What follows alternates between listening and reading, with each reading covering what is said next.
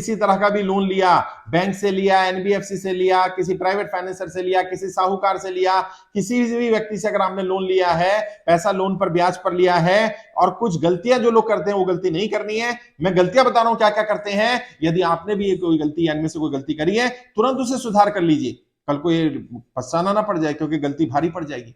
क्या गलती कर रहे हैं? सबसे पहले तो जो लोग बैंकों से, एनबीएफसी से या किसी भी संस्था से जब पैसा लेते हैं, वो अब जो लोन एग्रीमेंट होता है, लोन एग्रीमेंट के पेपर पढ़ते नहीं है, उसमें टर्म्स एंड कंडीशंस क्या क्या हैं। आपने अगर लोन नहीं लिया है, लेना चाह रहे हैं, तो टर्म्स एंड कंडीशंस पहले पूछ लें कि अगर मुझे लोन प्री पेमेंट करनी हो तो क्या होगा, अगर मैं फोरक्लोजर करना चाहता हूं तो कितना चार्ज लगने वाला है, अगर मेरी ईएमआई बाउंस हो जाती है, 1 महीना 2 महीना किसी कारण मैं पे नहीं कर पाता हूं, तो क्या क्या प्रोसीजर है, बैंक क्या प्रोसेस दे सकता है, क्या मदद कर सकता है। अगर ये बातें पहले ही पूछ लेंगे तो आपको प्रोसेस के बारे में पता होगा, आपको पता होगा एनपी के रूल्स क्या है, आपको पता होगा आपकी प्रॉपर्टी या गाड़ी बैंक कब कब्जा कर सकता है, कब नहीं कर सकता। एक्चुअल में जो बैंक बुकलेट देता है लोन के समय पर, उसमें terms and conditions, rules and regulation बहुत सारे होते हैं, लेकिन बहुत बारीक लिखे होते हैं। बहुत सारे लोग उनको पढ़ नहीं पाते हैं, और वो जानबूझ के बैंक वाले लोग भी नहीं बताते हैं। उनमें कुछ कंडीशंस तो ऐसी होती हैं कि आपके गारंटर जो गारंटी ले रहा होता है, उससे उसको भी नोटिस आ सकता है, उसका भी अकाउंट सीज हो सकता है। कई लोग गलती क्या कर रहे हैं, जिस बैंक में आपका सेविंग अकाउंट या करंट अकाउंट है, उसी बैंक से जाकर के आप लोन ले रहे हैं, तो उसमें भी दिक्कत आ जाती है, क्योंकि वो फिर आपके सेविंग अकाउंट या करंट अकाउंट को भी सीज कर सकते हैं, कंपनी के अकाउंट को भी सीज कर सकते हैं। फैमिली अकाउंट है, उसको गारंटर के रूप में रख लिया, उनके अकाउंट को भी सीज कर सकते हैं। जिन लोगों ने प्राइवेट फाइनेंसर से लिया होता है पैसा, उन लोगों ने क्या किया, ब्लैंक चेक दे रखे हैं। कई जगह तो क्या करा, स्टैम्प पेपर पे साइन करके, ब्लैंक स्टैम्प पेपर पे साइन करके दे रखे हैं। यकीनन आज आपको पैसे की जरूरत है, बात सही है, लेकिन इसका मतलब ये नहीं आप खुद को गुलाम बना लें, आप खुद को गिरवी रख दें, क्योंकि चेक दे देना, ब्लैंक चेक दे देना, अपने आप को गुलाम बना देना, अपने आप को गिरवी रख देना है।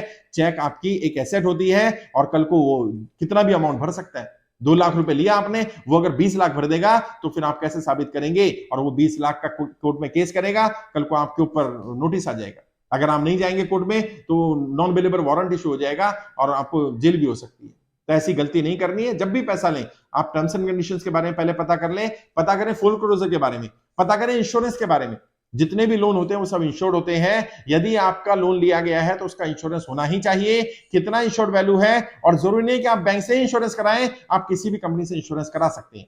जो लोन एग्रीमेंट जो आपने साइन किया है, वो पेपर आपके पास होने चाहिए, उसकी एक कॉपी आप अपने पास रखिएगा जो आप बैंक को दे रहे हैं। दूसरा, जब इंश्योरेंस करता है तो उसकी पॉलिसी की कॉपी लीजिए, कितना इंश्योरेंस है, कौन सा इंश्योरेंस है, क्योंकि इंश्योरेंस में भी अलग अलग कैटेगरी है। अब पता चला एक्सीडेंटल इंश्योरेंस कर दिया, और जब व्यक्ति की डेथ हुई, नेचुरल डेथ हुई, तो इंश्योरेंस कवर नहीं होगा उसमें।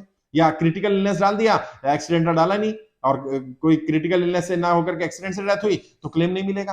कई बार क्या करते हैं, जो प्रॉपर्टी का होता है, प्रॉपर्टी का इंश्योरेंस कर दिया, लेकिन जिसने लोन लिया उसको इंश्योरेंस नहीं किया। जब हम गाड़ी लेते हैं तो गाड़ी का इंश्योरेंस अलग कराते हैं और लोन का इंश्योरेंस अलग कराते हैं। ऐसे ही जब हम प्रॉपर्टी भी लेते हैं, अब लोन अगेंस्ट प्रॉपर्टी करते हैं, तो प्रॉपर्टी का इंश्योरेंस अगर बैंक कर रहा है तो बैंक अपनी सेफ्टी के लिए कर रहा है। कस्टमर का इंश्योरेंस कौन करेगा? अगर वो कस्टमर को कुछ हो जाता है तो कम से उसके बच्चों को पे ना करना पड़े। और बैंक अगर ये ओरली बोलता है तो बैंक को बोले रिटर्न डॉक्यूमेंट में दीजिए, पॉलिसी के डॉक्यूमेंट दीजिए।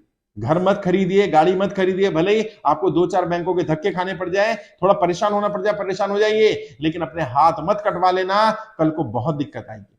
और अगर कर दिया है, अभी आप जीवित हैं, सही सलामत हैं, आपने लोन ले लिया, आपने लोन का एग्रीमेंट नहीं लिया, कोई बात नहीं, आप बैंक में जाकर एक एप्लीकेशन लगाइए, मेरा लोन एग्रीमेंट के ओरिजिनल पेपर दिए जाए, मेरी फाइल का एक कॉपी मुझे दी जाए, वो आपका अधिकार है कंज्यूमर के नाते। इंश्योरेंस नहीं लिया तो जाइए बैंक में बोलिए कि मुझे इंश्योरेंस के पेपर चाहिए, इंश्योरेंस की एक कॉपी मुझे दी जाए, वो भी आपका अधिकार है। अगर आपने प्राइवेट फाइनेंसर से लिया है, चेक दे दिया उसको, ब्लैंक चेक, उसको बोलिए चेक वापस करने, दूसरे चेक में दे दूंगा, और दूसरे चेक जब दें तो उसमें अमाउंट लिख करके दें, क्योंकि ब्लैंक चेक देना अलाउड नहीं है। आरबीआई की गाइडलाइंस है कि आप ब्लैंक चेक नहीं दे सकते। फिर भी अगर ब्लैंक चेक दे दिया है, वो धमकी दे रहा है, तो उसके भी रूल्स हैं, वो भी बता दी जाएंगे कि किस तरह से आप उसकी धमकी से बच सकते हैं, किस तरह से वो आपको परेशान ना कर पाए, उसके लिए भी मैं आपको गाइड कर दूंगा। लेकिन कोशिश करें ऐसी गलती शुरू में ना करें। अगर गलती हो गई है तो उसको सुधार करें अपने जीते जी, अपने जितना जल्दी हो सके उतनी जल्दी सुधार करें। बैंक से आपका लोन एग्रीमेंट के पेपर, आपके इंश्योरेंस के पेपर, आपका फोरक्लोजर के कंडीशंस, आपका इंस्टॉलमेंट बाउंस होती है तो सरचार्ज क्या लगेगी, पेनल्टीज क्या लगेगी, और किसी तरह का भी लोन है, अगर क्रेडिट कार्ड से भी पैसा लिया हुआ है तो उसकी भी टर्म्स एंड कंडीशंस होती है, क्रेडिट कार्ड यूज करने की टर्म्स एंड कंडीशंस होती है। पहले ही पता होना चाहिए कितना इंटरेस्ट लगने वाला है, कितनी पेनल्टी, कितना सरचार्ज लगने वाला है, वरना कल को आपको लूट लिया जाएगा, आपको पता भी नहीं चलेगा, आप ऐसे पेपर पे साइन कर देंगे कि कल को आपके हाथ कट जाएं और आपको कोई बचा भी ना पाए।